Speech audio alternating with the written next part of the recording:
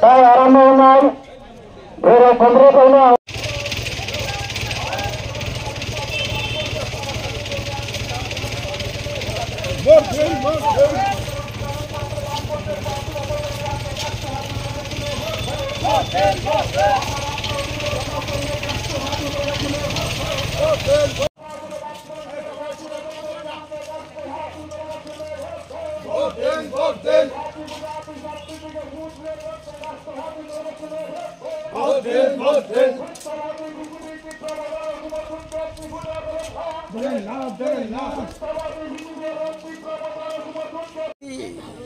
এতে করে তাদের ভোটগুলো বিচ্ছিন্ন হচ্ছে আর ঐক্যবদ্ধ হচ্ছে ইন্ডিয়া জোটের ভোট।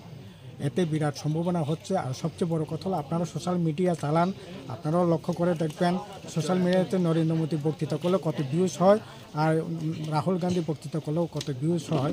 এটা সহজেই আপনারা ফলো করলে এটা লক্ষ্য করবেন। এবং পলিটিক্যাল অ্যানালাইসিসও যদি দেখেন বিভিন্ন যে বিজেপি যে সমস্ত পরিচালিত চ্যানেলগুলি আপনার রাজনীতি যে ভাষ্য যদি দেন তাহলে তার যে অ্যানালাইসিস করলে পরে তার ভিউজ কত হয় আর অন্যান্য যারা ইন্ডিয়া জোটের পক্ষে যারা অ্যানালাইসিস করছে তাদের ভিউজ কত হয়। এতে সহজভাবে অনুমেয় যে এবার ইন্ডিয়া জোট ক্ষমতায় আসছে আমাদের রাজ্যের ক্ষেত্রেও এটা বিরাট সম্ভাবনা তৈরি হচ্ছে। আসন্ন অষ্টাদশ লোকসভা নির্বাচন পূর্ব ত্রিপুরা আসনে ইন্ডিয়া ব্লক সমর্থিত সিপিআইএম এর প্রার্থী রিয়াংয়ের সমর্থনে আজকে আমরা আমবাসা মহকুমা 4.5 মাইলে আমাদের মিছিল এবং সভা হতে যাচ্ছে। এবার নির্বাচনে আমরা যেটা লক্ষ্য করলাম গোটা দেশের সাথে আমাদের রাজ্য এটা ঠিক বিরাট সম্ভাবনা আছে, উজ্জ্বল সম্ভাবনা দেখা দিয়েছে আমাদের রাজ্যে। বিশেষ করে প্রথম দিকে খানিকটা একটা দ্বিধাদ্বন্দ্ব ছিল, কিন্তু এখন সমস্ত জড়তা কাটিয়ে মানুষ বিশেষ করে ইন্ডিয়া জোটের সমস্ত রাজনৈতিক দলের নেতা কর্মী থেকে আরম্ভ করে দৌড়ি সবাই মাঠে নেমেছে সমস্ত জড়তা দুর্বলতা কাটিয়ে।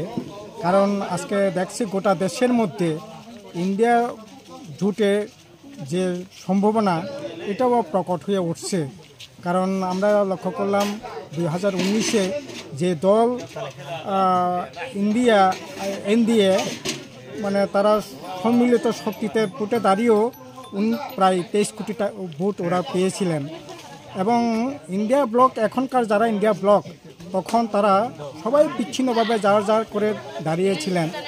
যে কারণে হোক সংবিধান বাঁচানোর প্রশ্নে হোক, গণতন্ত্র রক্ষার প্রশ্নে হোক, ধর্মনিরপেক্ষতার প্রশ্নে হোক, তারা ঐক্যবদ্ধ হয়ে লড়াই করছে।